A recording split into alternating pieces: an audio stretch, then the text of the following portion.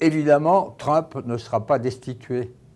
Il faut se méfier des affirmations pareilles, mais l'évidence, c'est que les sénateurs républicains empêcheront cette destitution.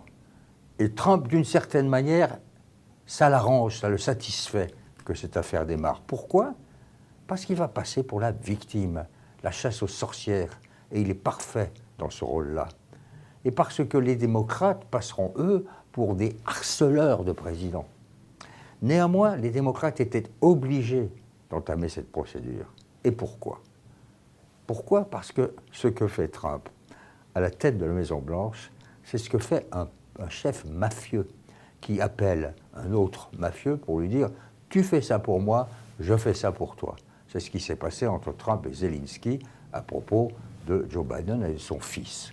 C'est une affaire très compliquée dont Jim Ogland, le grand journaliste américain de passage à Paris, me disait, pas plus tard que ce matin, c'est un développement majeur, car quand même, il y a des éléments qui font qu'une partie de l'Amérique qui peut hésiter entre Trump et les démocrates se dit, nous avons affaire à un homme sans scrupules.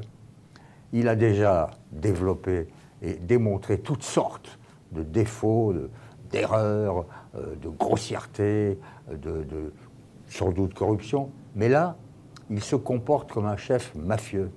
Et ça, les démocrates ne peuvent pas l'accepter. Madame Pelosi, qui dirige les démocrates au Congrès, ne souhaitait pas du tout ce processus de destitution. Elle savait qu'il était dangereux, mais elle n'a pas eu le choix. Les démocrates n'ont pas eu le choix. Ils sont face à ce qu'on appelle une forfaiture. Donc il fallait absolument qu'ils entament la procédure.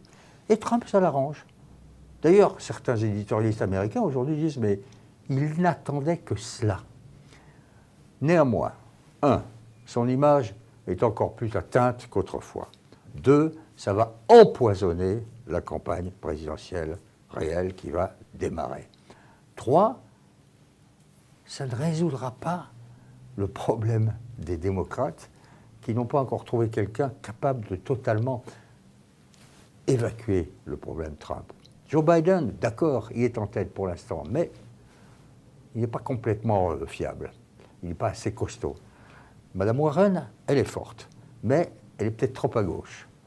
Donc, au milieu de tout ça, vous avez le mafieux en chef qui considère que tout est acceptable, tout ce qu'il fait est acceptable, et c'est d'ailleurs pour ça qu'il a autorisé la Maison-Blanche à relâcher les textes, les transcriptions de sa conversation avec Zelensky, l'Ukrainien. Pourquoi? Parce que Trump considère que tout ce qu'il fait est tout à fait normal. C'est le comportement de quelqu'un qui deal, qui négocie. Je te donne ceci, tu me donnes cela. Et il a poussé très loin, il le pousse encore, le facteur d'acceptabilité du trumpisme. Combien de temps encore les Américains l'accepteront? C'est une des nombreuses questions de ce développement majeur.